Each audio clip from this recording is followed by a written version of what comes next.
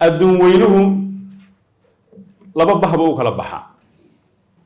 waa dalal iyo dadyow faqriga caafimaad darrada dagaalada ehliga siyaasadda ku dhisan ka qayb ahaanshiyaha ama qolo ama afkaar guracan dib u dhac dhaqaale afkaaraha xagjirta ah dalal ku suntan baa jira oo astaan u ah dib u dhaca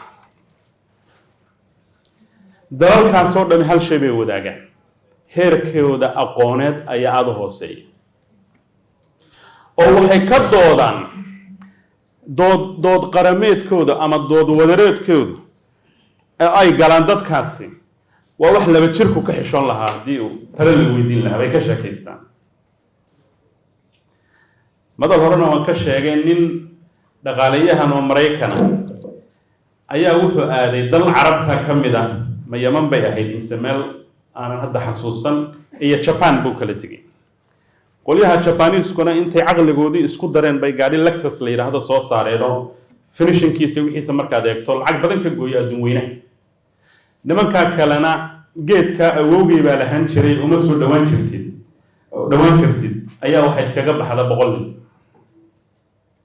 marka wuxuu yidhi waa bulsho meritocratica oo wax soo saar ku tartamaysa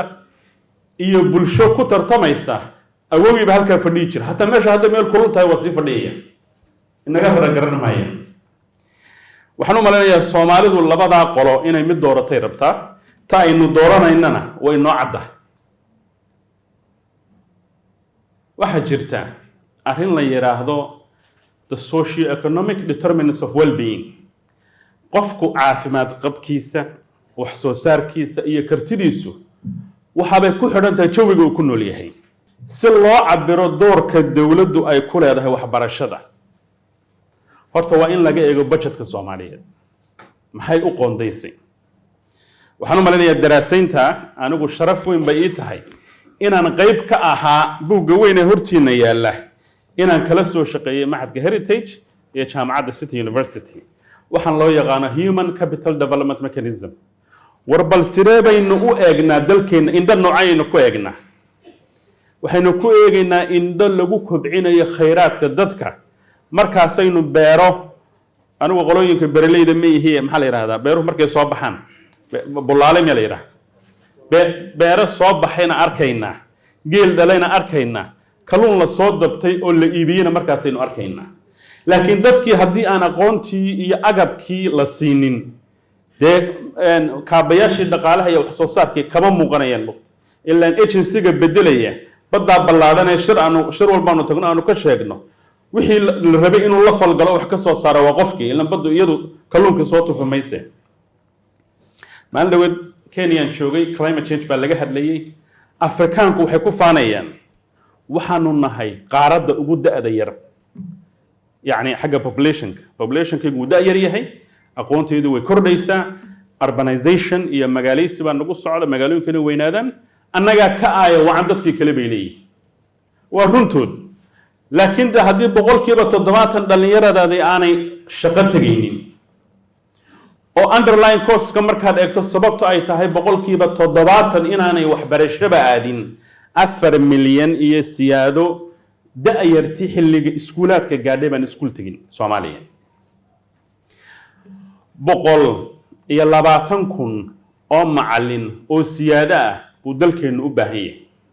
صدقكم أيام دغري الله كوكين بريدوي بعد عافماتك وهل كان مال ده حسان كشرني وحل يريد دخاتيرته أنت كبتا وطبنكم سومالية وحنا اللو بهية هي بقولكم marka waxaynu horta marka u horeysay isla meel dhiganaa fursadaha waxbarasho ama kobcin ee dalkeena iyo dadkeenu the margin for improvement is 100% sagxadaynu ka soo bilaabaynaa boqolkiiba boqol baynu kici karnaa haddii aynu ka waantowno waxa kale ee na mashquulinaya aanan waqti badan idin ka qaadanayn waxaan rabaa inaan dul istaago qoloba door bay ku leedahay kobcinta aqoonta horta dawlad waxa laga rabaa inay sharci u dejiso it must provide the legal framework for governing the education sector waxaa halkan wasiiraddu ay idinla wadaagi doonta haddaanay idinla wadaagin in dib u eegis lagu samaynayo Education Act-ki iyo sharciyadii kale ee ka ratibmayay haddii aynu dul istaagno eegno World Banku $2 bilyan uu Soomaaliya geliyo framework uu ku qoondeeyay waxa weeye in la fariisiyo human capital development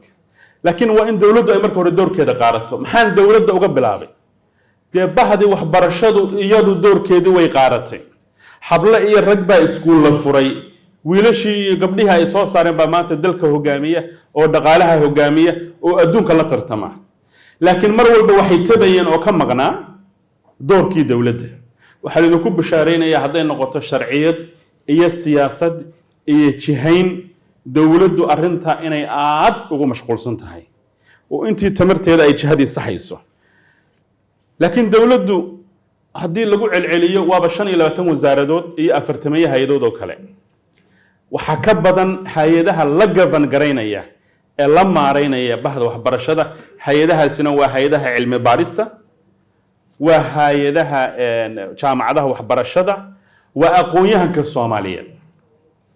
dawladuhu waxay ku koraan oo ku kobcaan afkaartoodu waxa bulshadooda ay aaminsan tahay mar walba anigu waxaan ahay dadka aaminsan mar aan ka shaqaynayaba waxaan isweydiiyo tolo Soomaali waxaan garanaya ma heli kartaa mise wadaad Faransiis la dooranaya mar walba oo aan arko Soomaali intay fadhiisatay report soo saaraysa waxay ii tilmaamaysaa inaynu dalkeenii jihaad saxsan qabadsiinayno haddii kale reportka nin ajnabi uu ku qoro ama daraasaynta uu ku qoro intaad halka shelfka iska dhigto bad hadhow wax ku akhriiba waayisa waxaan aad ugu bogaadinayaa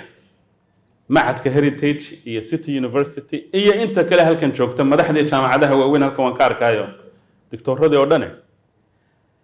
cilmiga aad soo saartaan uun baa waraabin kara hay'adaha dawladeed ee in badan fadhiidka ah ama aan jirin finally waxbarashada sidee baynu u eegaynaa